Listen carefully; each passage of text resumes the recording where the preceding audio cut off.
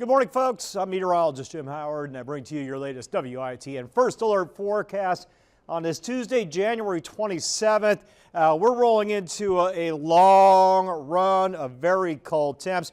First alert weather status as we go through sunrise for the bitter cold start. We'll get out of that first alert weather status by mid-morning, but out the door, mama mia, air temps down around 18 early with wind chills near 10. That west wind at about 10 to 30 on the wind chill, early to late as we go through the day. 5 to 10 degrees colder than whatever your thermometer is showing through the day. Subtract 10. First alert weather status, sunrise for the extreme cold. Cold weather advisory in effect through 10 a.m. Tuesday morning. That's all real estate in eastern North Carolina and all real estate really from the lower Great Lakes all the way through Texas into Florida, central Florida. By Florida standards, absolutely frigid air. Hard freeze warnings, cold weather advisories over a large chunk of real estate. We're going to be in it for a while. Frigid overnights the next 7 to 10 nights, a week plus with teens and 20s at night. Keep the faucets dripping. Get those pipes fully insulated if you haven't done so yet. Take care of your pets out there. Be safe with those portable heaters and check in with your neighbors. Anybody that's got a heating system that's a bit susceptible, you're going to want to check in with them, make sure they're doing all right for the next week or so. Satellite radar looks good. Nothing on it through the overnight. All clear. Had a few clouds yesterday. They're gone. Air temps. This is back at 4:30 a.m. Generally around 20 degrees with a few teens sprinkled in. Throw in the wind at 5 to 10, 15 on the coast. Wind chill values, no single digits, but getting close in a few spots. I think we'll have about an 8 to 15 degree wind chill at sunrise. Around 10, let's call it.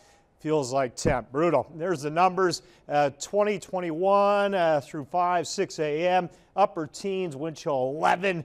That's at 7 a.m. this afternoon. Upper 30s, trying to get to 40, but it'll feel like freezing through the afternoon. There's your wind. Turns westerly later at about 10. Get you into Wednesday. A little north breeze kicks back in, 5 to 10. Maybe not quite as strong tomorrow, but still a little breezy at times. That wind chill tracker.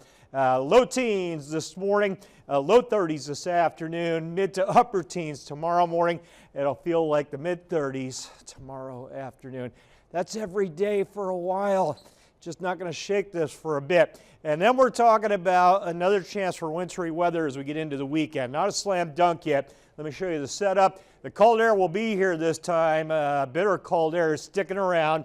There's later today. Tonight, these fronts keep rolling down from Canada, keeping that cold air locked in, not breaking it. Ridge of high pressure anchored back here over the south central U.S. So that cold air hanging in, hanging in, hanging in. Thursday into Friday, cold, cold, cold. There's Thursday afternoon.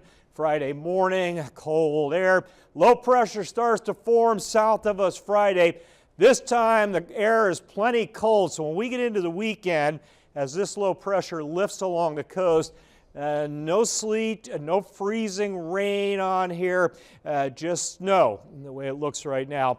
And generally from maybe D.C. down all the way towards perhaps Savannah, right over us, late Saturday night into Sunday.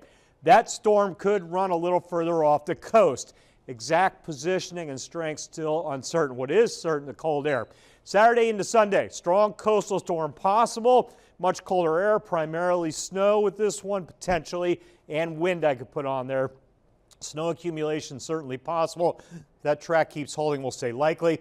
Timing and storm track still shifting, so that forecast still a little uncertain, but we're trending towards another shot of wintry weather, this time more in the snow side into the weekend. Details and timing still ironing them out. Upper 30s the next 4 days. Through the end of the week, lows around 20 every night, give or take. There's the weekend mess, potentially snow and wind possible both days. 60, 60, 50, the snow chance.